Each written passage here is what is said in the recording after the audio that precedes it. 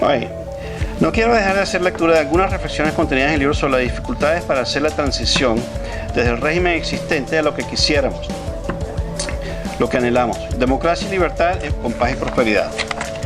Los 4 factores importantes. Primero, una sección sobre lo que mencionaba al principio, las ventajas comparativas de la ubicación geográfica y recursos del país y cómo estas afectan la geopolítica de la región. Esta lectura está inserta dentro del contexto de los 3 modelos de transición catalogados en la literatura al respecto. Tipo 1, sucesión; tipo 2, sustitución; y tipo 3, cambio.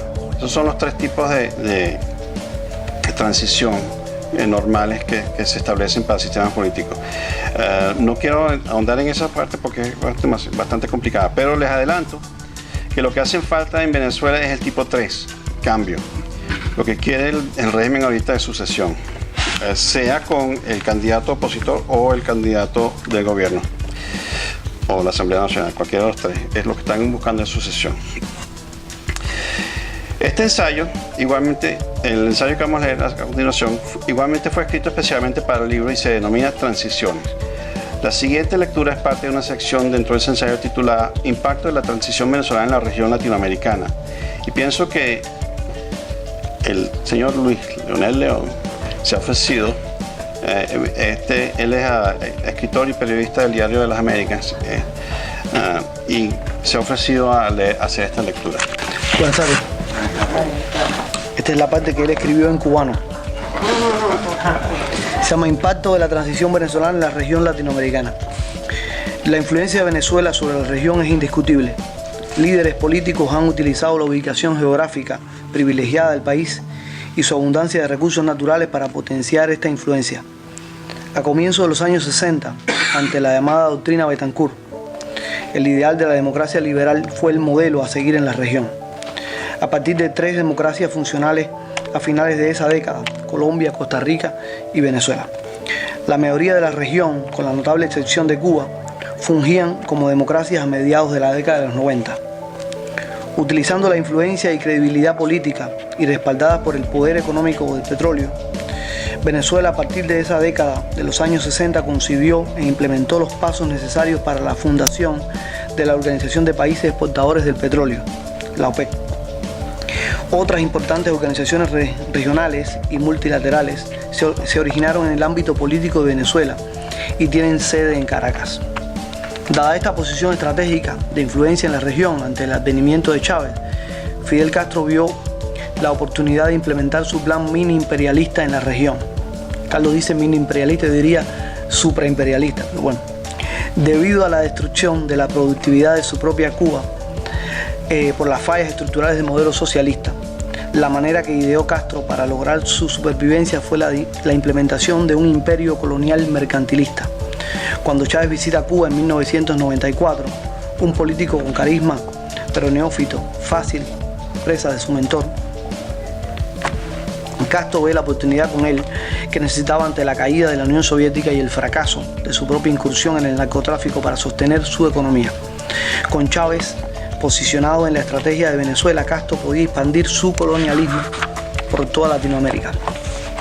El valor estratégico de Venezuela para el régimen cubano no se puede escatimar. En caso de ser exitosa la oposición en cambiar el régimen chavista en Venezuela, el proyecto regional de socialismo del siglo XXI es altamente probable que se venga abajo. De ser así, el régimen cubano se verá duramente afectado. La estrategia cubana de acercamiento a los Estados Unidos en previsión de los cambios en Venezuela parece haberse truncado con la elección de Donald Trump en ese país, pero con Trump el nivel de incertidumbre sobre cualquier decisión política es sumamente alto. Las puertas se le están cerrando al régimen cubano, por lo cual necesita apoyar, diseñar, maniobrar y aconsejar en la represión de la oposición en Venezuela para evitar una transición fuera de control. La gran piedra de tranca que frena la transición ha sido el interés de la potencia colonialista cubana en mantener sus intereses en la región, intereses que afectan su propia viabilidad. Mientras no se enfrente este dilema estratégico, los esfuerzos para gestar una transición de cambio democrático seguirán siendo cuesta arriba. Hay que reconocer que siempre y cuando sus intereses sean protegidos y defendidos, las personas y nombres que administran el gobierno venezolano no son importantes para el régimen cubano. Una vez que dicho régimen reconozca que el gobierno de Maduro es indefendible, la probabilidad de una transición tipo 1 o más alarmante tipo 2, auspiciada por Cuba, es posible. Hay veces que fallas técnicas se sobreponen a nuestra voluntad de hacer las cosas e interfieren con gran historia. Así sucedió en el último segmento de esta sección. Lamento que no se grabaron las interesantes reflexiones acerca de la geopolítica de la transición del público presente, así como mis respuestas a sus inquietudes. Hubo bastantes inquietudes, verdaderamente, bastantes preguntas. Hablamos de México, hablamos de Colombia, hablamos de Latinoamérica en general, algunas cuestiones acerca de los Estados Unidos y demás. Pero bueno, al próximo evento espero que vayan. En cualquier caso, espero que compren el libro pronto. Para concluir la tarde del evento, el doctor José Antonio Cisneros, con su gran voz y inimitable presencia, se ofreció como voluntario para hacer la última lectura. Por ser importante para redondear las ideas sobre transición, voy a hacerla ahora yo para ustedes. Esta lectura está al final de un ensayo llamado Vida y Muerte de un País.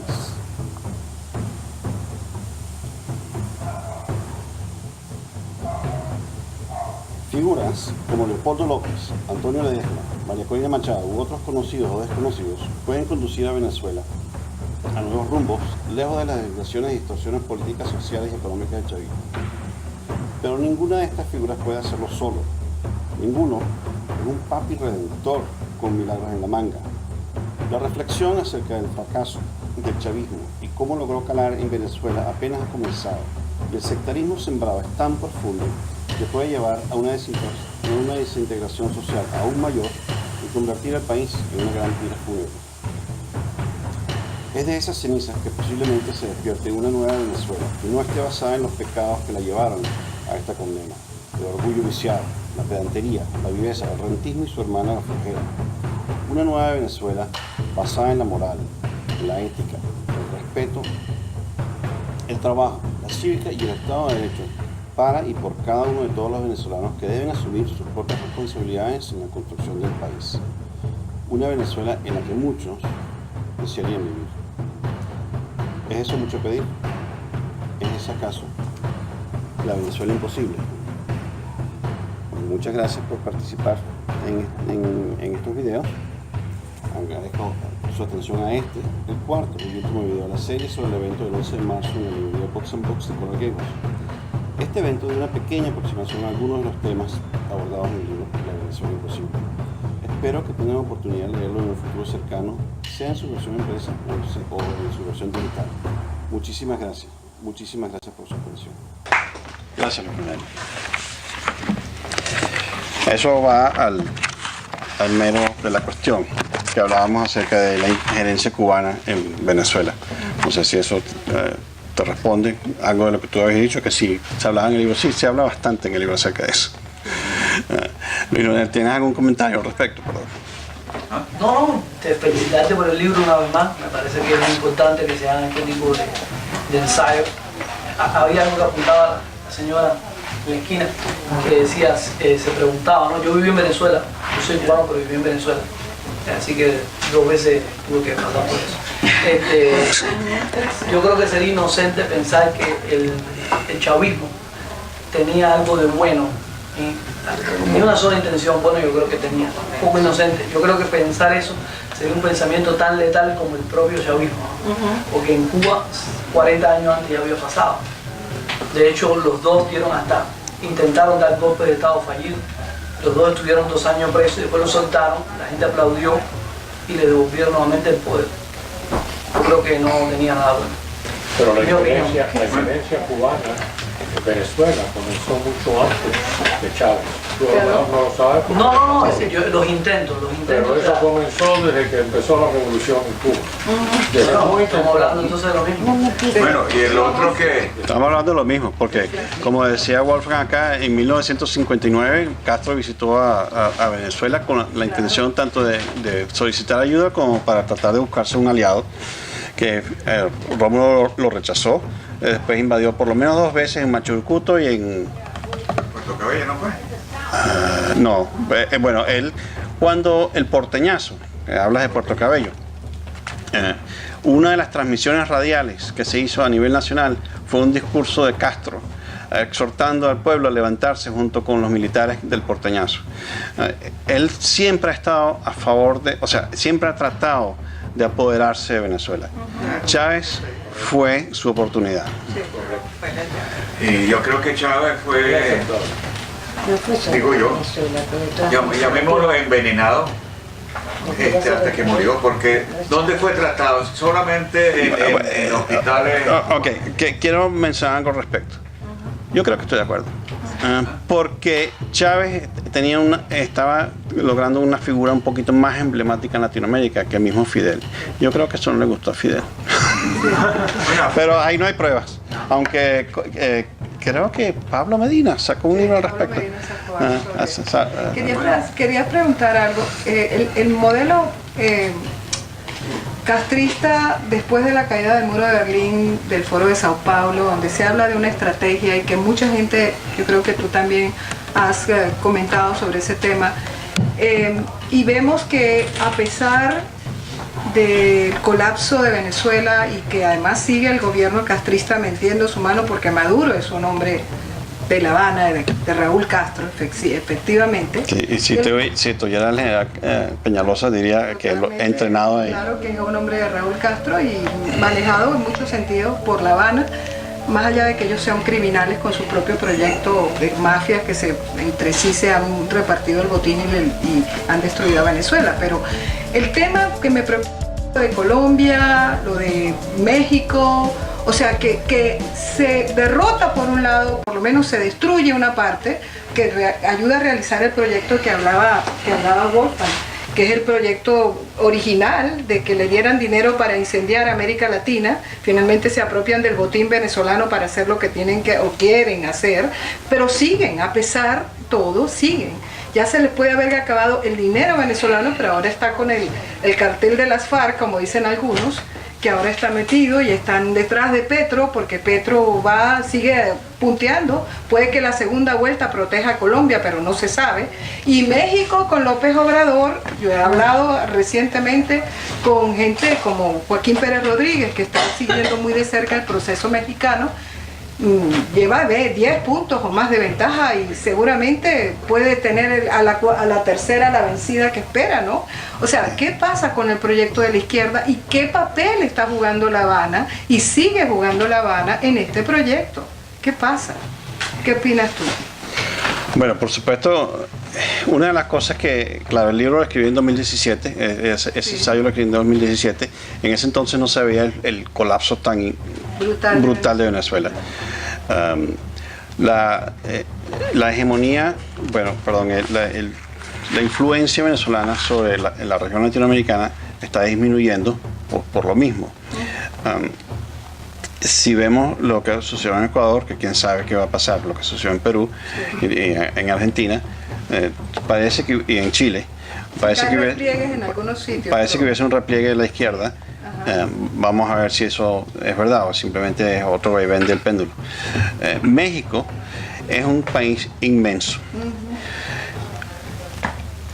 Fidel se refugió en México después del atentado, del primer atentado en el cuartel Moncada, donde nunca parece ser que figuró, ¿no? Él como que estaba por ahí lejito. No estaba ahí.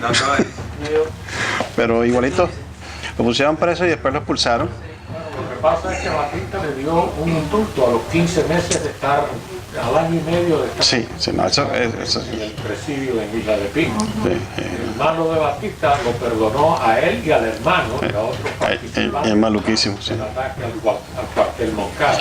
Sí. Y salieron, y entonces, bueno, primero vino Raúl, se fue Raúl, y atrás se fue Fidel. Fueron a México. Así es. Conocen a Che Guevara y el resto. Es historia. Es mala historia, sí.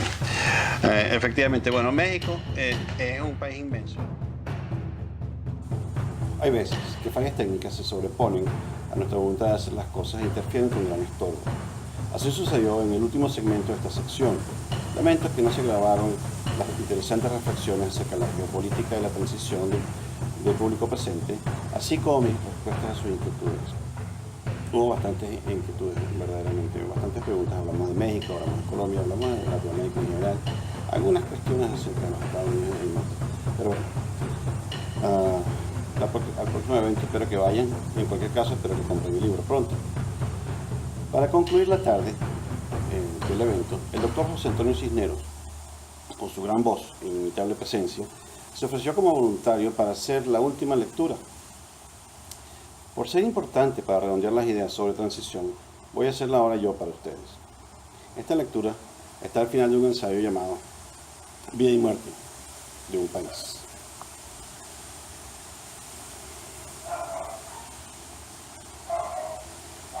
Figuras como Leopoldo López, Antonio Ledesma, María Corina Machado u otros conocidos o desconocidos pueden conducir a Venezuela a nuevos rumbos, lejos de las desviaciones y distorsiones políticas, sociales y económicas del chavismo. Pero ninguna de estas figuras puede hacerlo solo.